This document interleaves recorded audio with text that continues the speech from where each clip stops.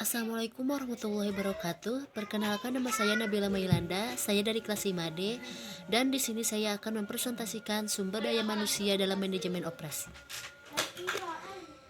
Di sini saya akan mempresentasikan sumber daya manusia dalam manajemen operasi. Menurut Usdiana, manajemen sumber daya manusia berfungsi untuk mengatur, mengurus SDM berdasarkan visi perusahaan agar tujuan organisasi dapat dicapai secara optimum.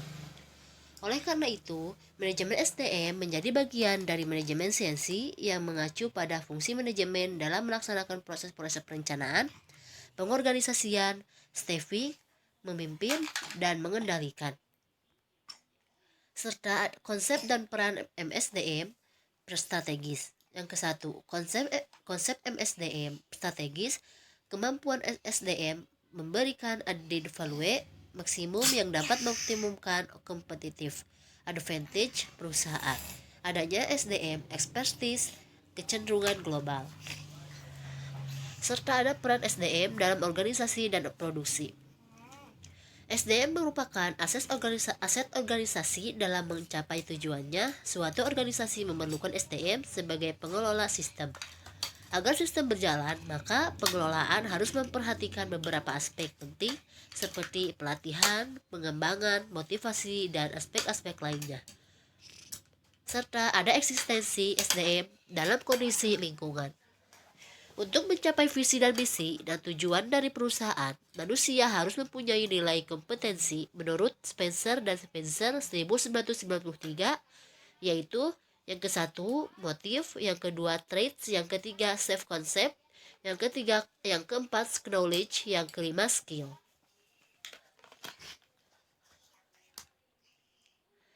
Dan juga ada 4 strategi utama untuk melakukan perubahan dalam mendukung STM.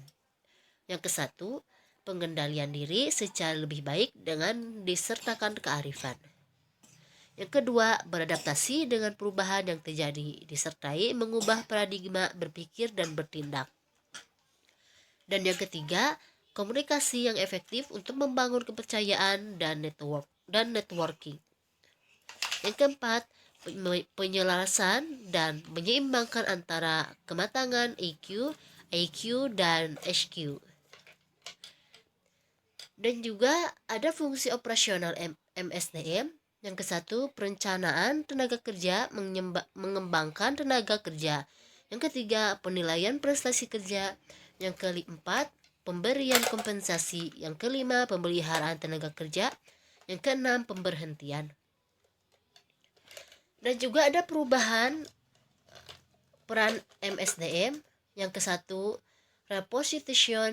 repositioning peran SDM. Peningkatan inisiatif pekerja dalam diri seseorang dan etos kerja yang baik. Yang kedua, repositioning perilaku SDM.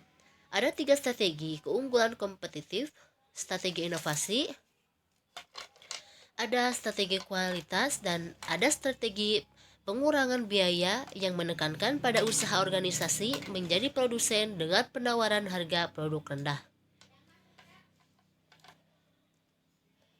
Serta ada dimensi peran perilaku karyawan yang dibutuhkan. Yang ke-1, strategi inovasi.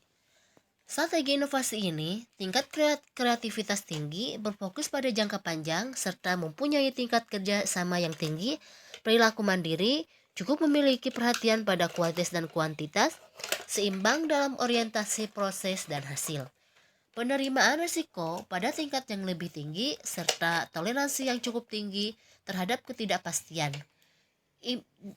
Dan implikasinya harus memberikan sedikit pengawasan, memilih karyawan yang memiliki keterampilan tinggi, memberikan sumber daya yang lebih banyak untuk bereksperimen dan melakukan penilaian kerja jangka panjang. Yang kedua, ada strategi kualitas.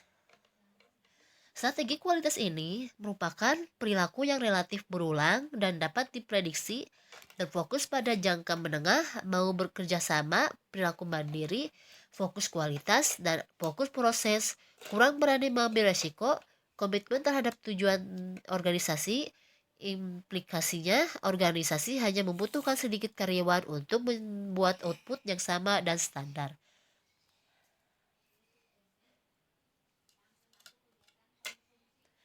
Dan yang ketiga, ada strategi pengurangan biaya. Strategi pengurangan biaya ini merupakan perilaku yang relatif berulang dan dapat diprediksi, berfokus pada jangka pendek, lebih mengutamakan pada kegiatan individu dan otomatisasi. Cukup memberikan perhatian kualitas, perhatian terhadap kuantitas output, kurang berani mengambil risiko, dan lebih menyukai kegiatan yang bersifat stabil. Implikasinya, perusahaan akan banyak menggunakan tenaga kerja part-time, subkontrak, menyederhanakan pekerjaan dan prosedur pengukuran, melakukan otomatisasi dan perubahan aturan kerja, dan serta fleksibel penugasan. Mungkin itu yang bisa saya sampaikan. Mohon maaf apabila ada kesalahan. Wabillahi taufiq wal hidayah. Wassalamualaikum warahmatullahi wabarakatuh.